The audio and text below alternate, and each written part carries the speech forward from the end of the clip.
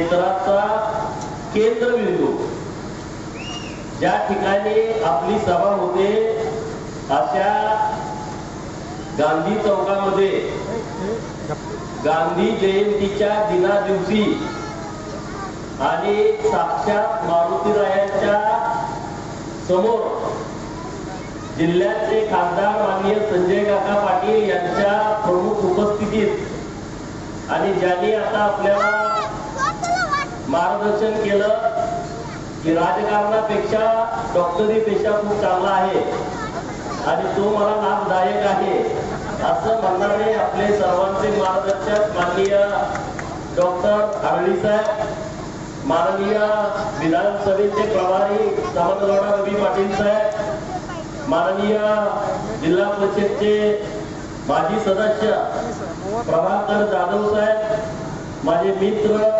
माननीय संजय तेली साहेब यांनी हा कार्यक्रम आयोजित केलाय, ते माननीय चंद्रकांत गुड्डोडगी, माझे सहकारी मित्र माननीय अनिल पाटील, दुसरा सहकारी मित्र माननीय राजू समदंगी, माझा सहकारी मित्र माननीय भाऊसाहेब दुधाळ, दुसरे मित्र माननीय लक्ष्मण जगोड आणि बाळासाहेब पांढरे आणि त्यांचे सर्व सहकारी असतील पडद्यामागचे, नानासाहेब गडदे, वनमाने वकील साहेब, बाकीची सगळी टीम, तुमच्या सगळ्यांचं मी मनपूर्वक आभार व्यक्त करतो. व्यासपीठावरचे अनेक मान्यवर आहेत, रमेश बिराजदार आहेत, आपल्या भगिनी सगळ्या आहेत आणि तुम्ही सर्वजण इतक्या मोठ्या संख्येने, लक्ष्मण टिंपू येडके आहेत आणि तुम्ही सर्वजण इतक्या मोठ्या संख्येने या कार्यक्रमाला उपस्थित आहात.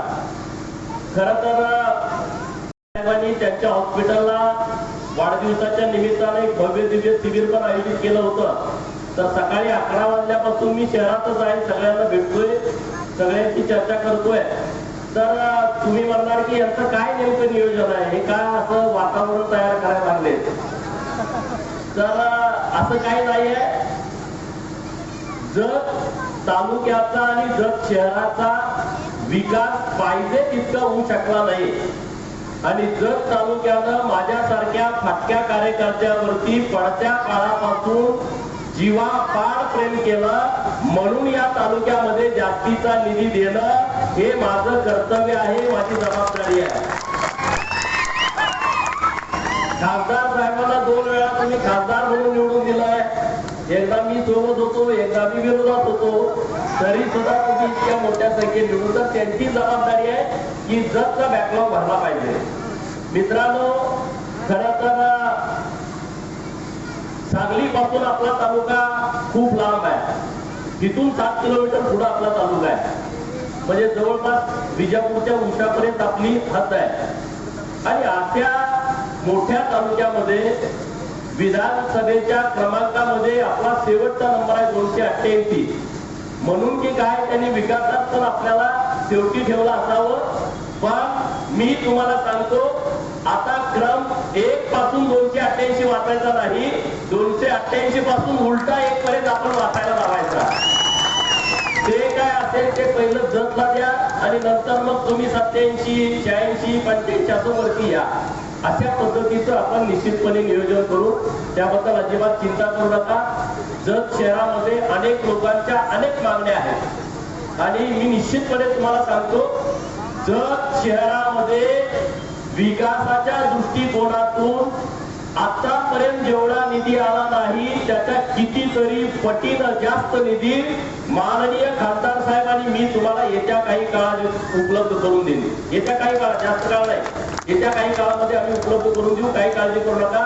आणि जत मधल्या सगळ्या लोकांना मी आवाहन करतो, जे छोटे छोटे समाज आहेत शहरामध्ये आणि ज्यांच्याकडे जागा आहे पण ज्यांच्याकडे जायचं कुणाकडे असा त्यांच्या मनात प्रश्न आहे, कुठं सभामंडप मोठं करायचं आहे, लग्न कार्यालय करायचं आहे, छोट्या समाजाला जागा नाही, घराला. आता मी गोंधळी समाजाला भेटायला गेलो होतो मंदिरामध्ये देवीच्या, तर म्हणजे आम्हाला जागा दिली पण आम्ही पत्र्याच्या घरामध्ये राहतो.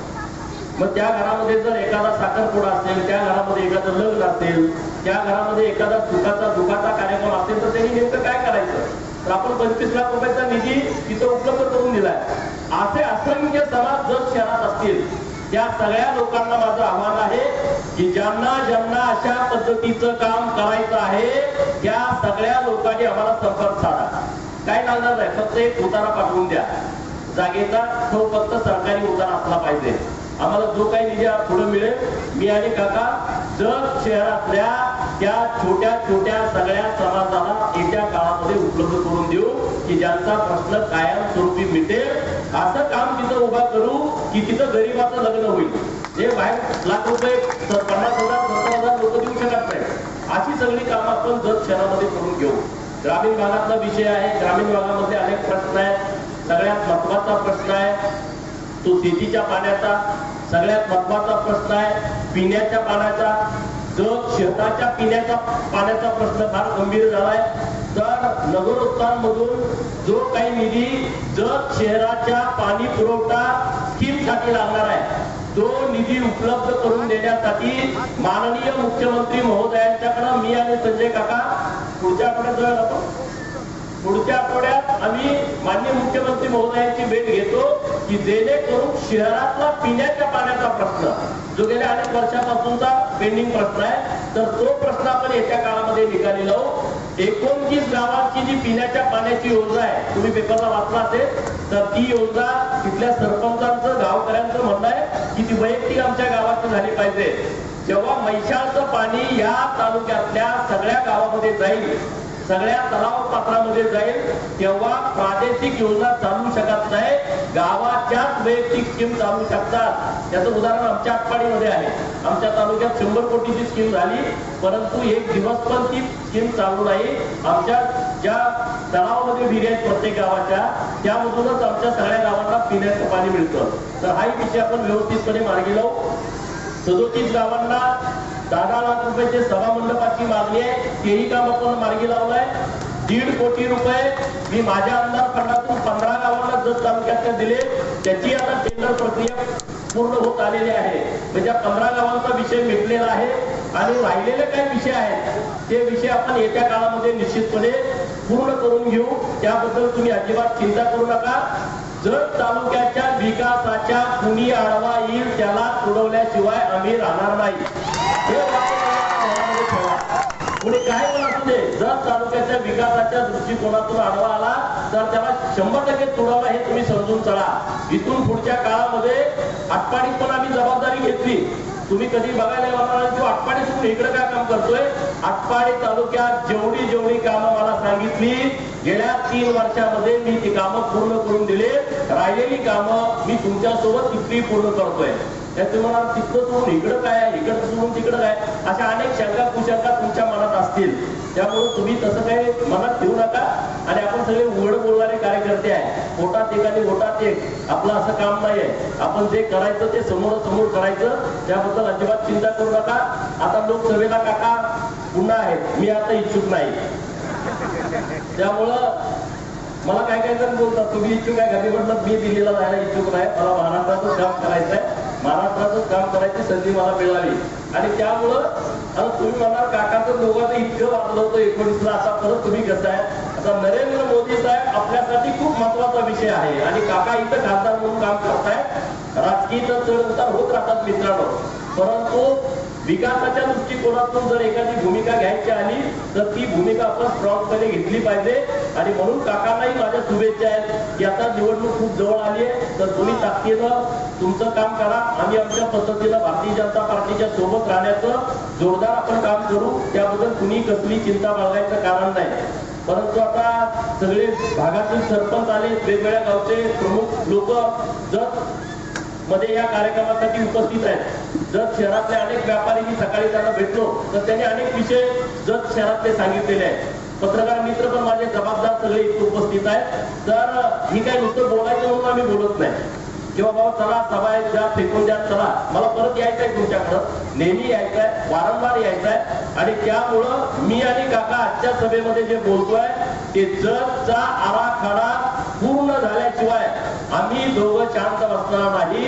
पूर्ण निधी गावाला लागेल तेवढा निधी अडथळे राहतात, पण ते सगळे अडथळे पार पाडून आम्ही जत शहराच्या विकासाच्या दृष्टिकोनातून आम्ही जे लागेल ते आम्ही निश्चितपणे करू. डॉक्टर राणे साहेबांचं आता आपल्याला खूप मार्गदर्शन चांगलं आहे. कारण त्यांनी एक विधानसभा लढवलेली आहे आणि त्याला इतका मोठा अनुभव आलाय विधानसभा लढवल्यानंतर. मी तर 3 विधानसभा, 1 लोकसभा, 1 झडपी निवडणूक लढवल्या, पण लोकवर्गणीतून लढवल्या, दोन्ही आमच्या विरुद्ध बाजूला आहे. आणि त्यामुळं 100 पुस्तकं वाचल्यानंतर जेवढा अनुभव येत नाही, 100 पुस्तकं वाचल्यानंतर जेवढा अनुभव येत नाही तेवढा अनुभव एक निवडणूक लढवल्यानंतर 15 दिवसात येतो. तसा अनुभव म्हणजे डॉक्टर साहेबांना 15 दिवसात आलेला आहे आणि तो त्यांना आता आयुष्यभर पुढे असाय. तो मार्गदर्शकाच्या भूमिकेत ठाम आहे आणि लक्ष्मीपुत्र आहेत. मी तर आता जरा बिनधास्त आहे. डॉक्टर साहेबांसारखा खमक्या माणूस माझ्या बरोबर आहे. आमचं सगळं आता इथंच अडकायचं. आता डॉक्टर साहेबांसारखा लक्ष्मीपुत्र माणूस आमच्या बरोबर आहे. जिथं कुठं तेला पाण्याची अडचण येईल तर तिथं डॉक्टर साहेब आपल्या बरोबर ठामपणे उभे राहतील, अशी परिस्थिती आहे. आणि त्यांचं खरं कौतुक केलं पाहिजे. मेडिकल कॉलेज त्यांनी जत काढलं.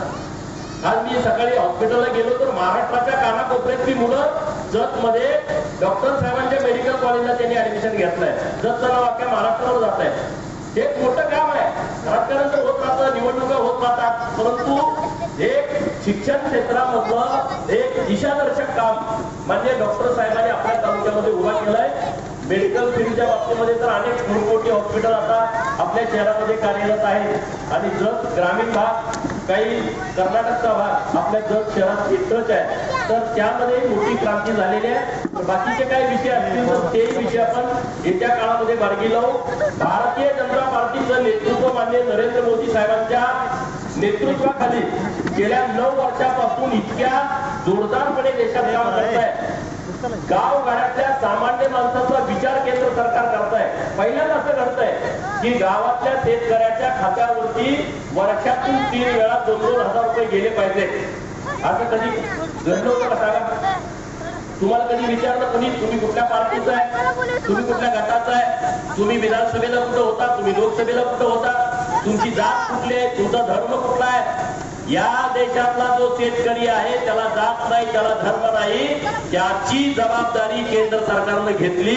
त्याच्या पुढे जाऊन आपल्या राज्य सरकारनं मोदी सन्मान योजना, नमो सन्मान योजना लागू केली. केंद्राचे 6,000 आणि आता राज्याचे 6,000 असे 12,000 रुपये आपल्या शेतकऱ्यांना मदत म्हणून येणार आहे. ही रक्कम मोठी नाही आहे, परंतु छोट्या शेतकऱ्यांच्यासाठी ही रक्कम फार महत्वाची आहे. ही फार मोठी मदत आहे.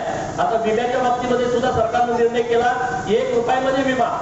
अगोदर विमा भरला काय नाही भरला का काय मिळत नव्हता. 19 नंतर 2022 ला हे सरकार येईपर्यंत कुणाला विमा मिळाला नाही. इथं कुणाला विमा मिळाला का? 19 ते 22 मध्ये बोर्डवर करा जर कुणाला विमा मिळाला असला तर. 14 ते 19 कुणाला विमा मिळाला? 14 ते 19च्या काळामध्ये देवेंद्र फडणवीस साहेबांचं सरकार होतं आणि तुम्ही विमा उतरला आणि विमा मिळाला नाही असं कोण आहे का? विमा उतरला आणि मला विमा मिळाला नाही. मित्रांनो, महाराष्ट्राच्या इतिहासामध्ये 14 ते 19च्या दरम्यान जितका विमा मिळाला तितका विमा कधी कुठल्या सरकारच्या काळामध्ये शेतकऱ्यांना मिळाला नव्हता. पहिल्यांदा असं घडलं. 19 ते 22 विमा का मिळाला नाही? तर राज्य सरकारचा जो वाटा विमा कंपन्यांना भरायचा होता तो जवळपास 1800-1900 कोटी रुपयाचा वाटाच राज्य सरकारनं भरला नव्हता. त्यामुळे कोणाला विमाच मिळायचं कारण नाही. आता आपल्याकडं रोजगार हमीची योजना खूप मोठ्या प्रमाणात चालते. आता रस्त्याचं जरा कमी झालंय कारण त्याने आता अटी खूप वाढवल्या, परंतु वैयक्तिक लाभाची विहिरीची योजना आणि त्यामध्ये आपल्याला आठवण होती की 500 मीटरच्या आतमध्ये दुसरी विहीर नसली पाहिजे. अरे मग आपली जर जमिनी तुकड्याची आहे, 500 मीटरच्या आतमध्ये किती तर विहिरी आहे आणि म्हणून आपल्या सरकारनं निर्णय बदलला. 500 मीटरची जी हद्द होती अंतराची आपल्या सरकारनं काढून टाकली आहे. जे 5 एकराच्या आतले सगळे शेतकरी आहेत या सगळ्या शेतकऱ्यांनी अर्ज करा, तुम्हाला रोजगार हमीमधून स्कीम मिळू शकते. त्याचं 3 लाखाचं अनुदान 4 लाखापर्यंत केलंय. अशा अनेक साऱ्या चांगल्या योजना राज्य सरकार आणि केंद्र सरकारच्या माध्यमातून राबत आहेत. तर त्या सगळ्या योजनांचा आपण लाभ घेतला पाहिजे. मराठा समाजासाठी 10 लाखापासून 50 लाखापर्यंत अण्णासाहेब पाटील आर्थिक विकास महामंडळातून बिल व्याजी कर्ज मिळत आहे. आता परवा ओबीसीची बैठक झाली. या बैठकीमध्ये आम्ही सरकारला मागणी केली की मराठा समाजाला अण्णासाहेब पाटील आर्थिक विकास महामंडळातून मराठा मुलांना उद्योजक होण्यासाठी त्याला पायावरती उभा करण्यासाठी तुम्ही 10 लाखापासून 50 लाखापर्यंतची चांगली योजना राबवली आहे. याच धर्तीवरती या महाराष्ट्रातल्या ओबीसी समाजाच्या मुलांच्यासाठी ही योजना राबवावी, तर राज्य सरकारनं त्या गोष्टीला ग्रीन सिग्नल दिलाय. येत्या काळामध्ये ती योजना लागू करण्याचा राज्य सरकारचा विचार आहे. मित्रांनो, असे अनेक प्रयोग राज्य सरकारच्या माध्यमातून सुरू आहेत. हॉस्टेलच्या बाबतीमध्ये 72 हॉस्टेलचा निर्णय घेतला ओबीसी मुलांच्यासाठी, मुलींच्यासाठी 36 आणि मुलांच्यासाठी 36, मराठा समाजासाठी हॉस्टेल, तर धनगर समाजासाठी विभागीय ठिकाणी पुणे, नागपूर, नाशिक, अमरावती आणि संभाजीनगर आणि मुंबई इथं वसतिगृह बनवण्याची स्कीम केली आहे. त्यातल्या पहिल्या वसतिगृहाला जमीन मिळाली 50 कोटी रुपये नाशिकच्या वसतिगृहासाठी राज्य सरकारनं मागच्या अधिवेशनामध्ये मंजूर करून दिले. आता 3 ठिकाणी जमीन मिळाली आहे. ज्या मुलांना वसतिगृहात ऍडमिशन मिळत नाही त्या मुलांच्यासाठी स्वाधार नावाची योजना आहे. आता तुम्हाला पुढच्या 15 दिवसामध्ये त्याचे अर्ज येतील. ज्या मुलाला ऍडमिशन मिळणार नाही त्याला तो अर्ज भरायचा, त्याला 10 महिन्याचे महिन्याला 6,000 रुपये, वर्षाचे 60,000 रुपये खोली भाडं देण्याची योजना सरकारनं आता कार्यान्वित केलेली आहे. पूर्वीची योजना होती परंतु ती व्यवस्थितपणे कार्यान्वित होत नव्हती. असे सगळे विषय चालू आहे. तर तुम्हाला सगळ्यांचं मनपूर्वक आभार व्यक्त करतो. आमचा मान सन्मान सत्कार केला त्याबद्दल या सगळ्या युवा मित्रांचा आभार व्यक्त करतो आणि माननीय खासदार साहेबांना विनंती करतो त्यांनी त्यांचं मनोगत व्यक्त करावं.